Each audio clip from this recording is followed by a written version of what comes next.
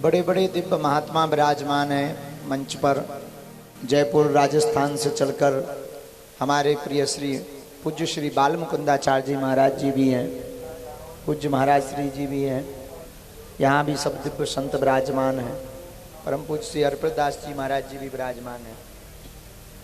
मंच के ही मध्य में जब मीनाक्षी बहन बोल रही थी तब उस वक्त हमारे बड़े ही आत्मीय, जिनके प्रति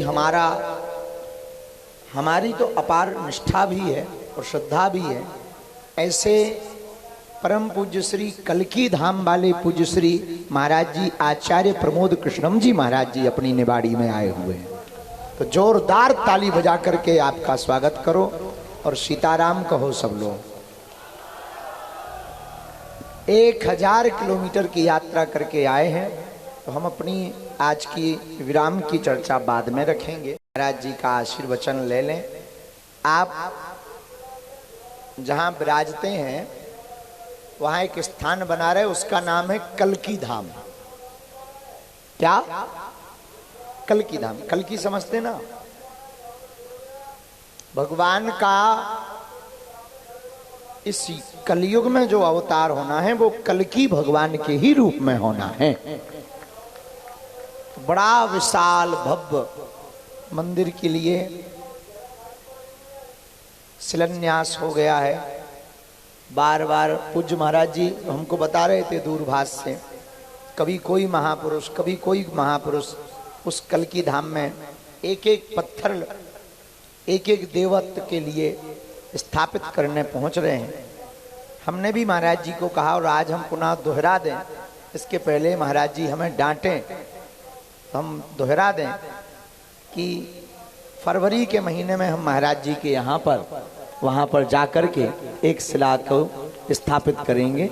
ये तय है। अब जैसे भी बनेगा, जब बनेगा, हम महाराज जी के यहाँ पर जाएंगे। जोरदार ताली बजा करके महाराज जी का स्वागत करें। आचार्य पूज्य श्री आचार्य प्रमोद कृष्णम जी महाराज जी का हम महाराज जी को कहेंगे कि आप आशीर्वचन हम सबको सुना।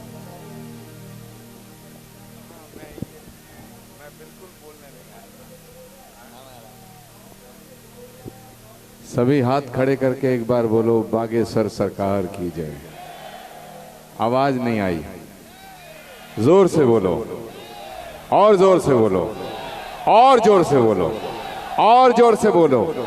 आवाज बांग्लादेश के ढाका तक जानी चाहिए। जोर से बोलो, भारत माता की, सत्य सनातन धर्म की, शिकल की धाम की, बागेश्वर धाम की,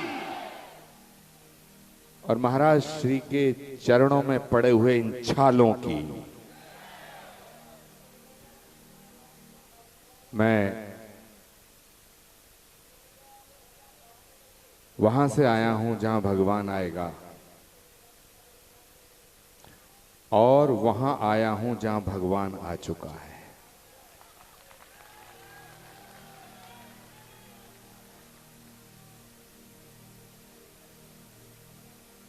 भगवान कृष्ण गीता में कहते हैं कि जब जब अधर्म बढ़ता है,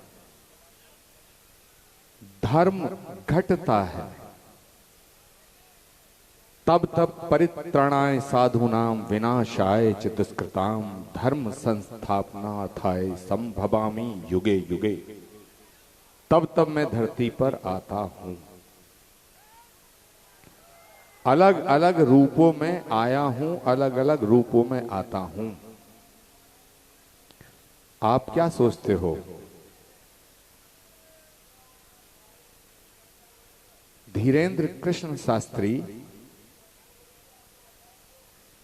जो यहां पदयात्रा कर रहे हैं, आप क्या सोचते हो अपनी मर्जी से कर रहे हैं? मैं दावे के साथ कहता हूं कि वो परमात्मा के निर्देश पे कर रहे हैं।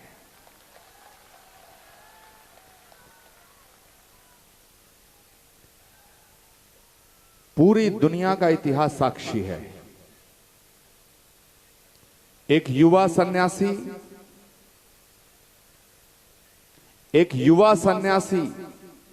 शिकागो की धरती पे जब बोलने को खड़ा हुआ तो पूरी दुनिया के विद्वानों ने देखा कि ये युवा सन्यासी बोलेगा क्या, इसकी उम्र ही कितनी है, इसकी अवस्था कितनी है। लेकिन जिस समय उसने विश्व बंधुत्व और वसुधैव कुटुंबकम का उद्घोष शिकागो की धरती से किया, पूरी दुनिया के लोगों ने स्वामी विवेकानंद के चरणों का दर्शन किया।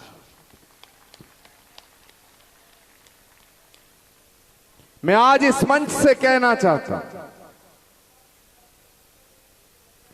कि उस दौर में भी कुछ अकल के अंधे थे जिन्हें स्वामी विवेकानंद में भगवान का दर्शन नहीं हो रहा था, और कुछ आज भी लोग अकल के अंधे हैं जिनमें धीरेन्द्र शास्त्री में भगवान का दर्शन नहीं कर रहे हैं।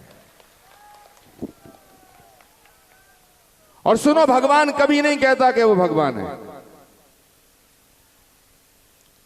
तुम्हारी श्रद्धा, तुम्हारी आस्था और सनातन का तो सिद्धांत है, इतिहास साक्षी है।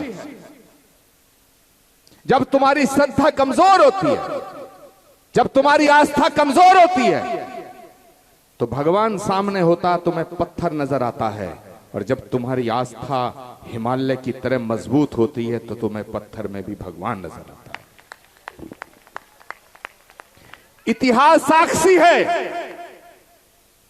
पूरी दुनिया के 3 इतिहास, ancient history, medieval history, modern history, तीनों गवाह हैं।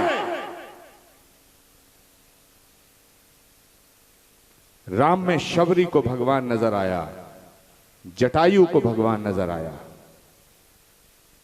ऋषि मुनि महात्माओं को भगवान नजर आया, लेकिन राक्षसों को भगवान नजर नहीं आया। योगीराज भगवान कृष्ण जब दुर्योधन के दरबार में होते हैं तो विदुर को भगवान नजर आता है, भीष्म पितामह को भगवान नजर आता है, लेकिन दुशासन और दुर्योधन को और शकुनी को भगवान नजर नहीं आता है। सवाल आपकी श्रद्धा का है। मैं आपकी श्रद्धा बागेश्वर धाम के प्रति, जो आपकी श्रद्धा है, जो आपकी आस्था है, मैं ईश्वर को साक्षी रख के उसे प्रणाम करता हूं, उसको नमन करता हूं, उसको नमन करता हूं। जहां तक सवाल है, अश्वनी उपाध्याय कह रहे थे कि जब सनातन की बात होती है तो पूर्व गृह मंत्री ने विरोध किया, पूर्व रक्षा मंत्री ने विरोध किया, पूर्व कानून मंत्री ने विरोध किया। अरे भैया, इसीलिए तो उनके आगे पूर्व लग गया।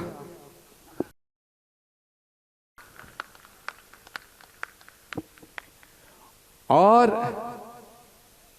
आप गलत फहमी में मत रहना। आप सोचते होंगे कि बागेश्वर धाम सिर्फ तुम्हारे हैं, इधर के सोचते होंगे इनके हैं, इधर के सोचते होंगे इनके हैं, सामने वाले सोच रहे हैं इनके हैं, मंच वाले सोच रहे हैं, संत महात्मा सोच रहे हैं हमारे हैं।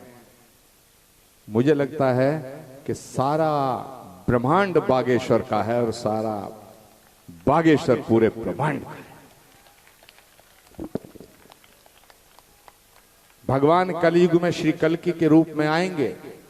जहां पर भगवान का अवतार कल्कि अवतार होगा, उस स्थान पर भारत के यशस्वी प्रधानमंत्री फरवरी को श्री कल्कि धाम का शिलान्यास किया था।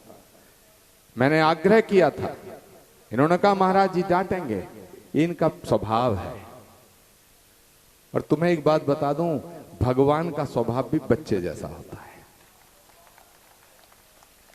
मैं हजारों किलोमीटर चल के इसलिए नहीं आया था कि मैं यहाँ प्रवचन दूंगा, आशीर्वचन दूंगा, भाषण दूंगा। मैं सिर्फ इसलिए आया था कि जिसके पांव के छालों ने इस धरती मां पे एक नई क्रांति कर दी है, मैं उन चरणों को देखने आया हूं। मैं श्री कल्कि धाम की तरफ से, श्री कल्कि पीठ की तरफ से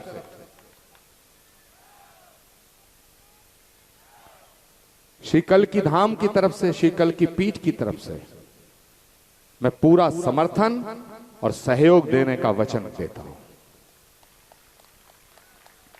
जिस तरह ये यात्रा, ये पद यात्रा सनातन के लिए है, और मैं आज ये कहना चाहता हूं कि पूरी दुनिया में जितने धर्म हैं, पूरी दुनिया में जितने धर्म हैं, इनमें से कोई धर्म नहीं है, सब पंथ हैं, मत हैं और संप्रदाय हैं।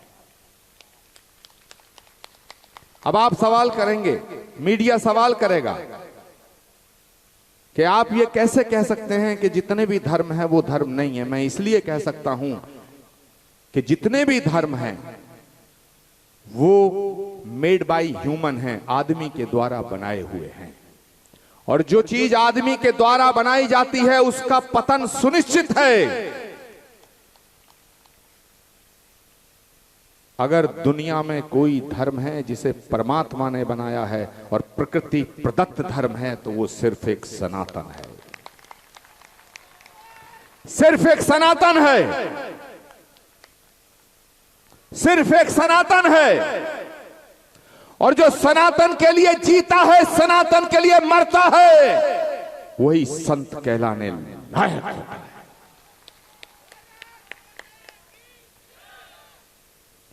दूसरी बात कह के अपनी वाणी को विराम दूंगा।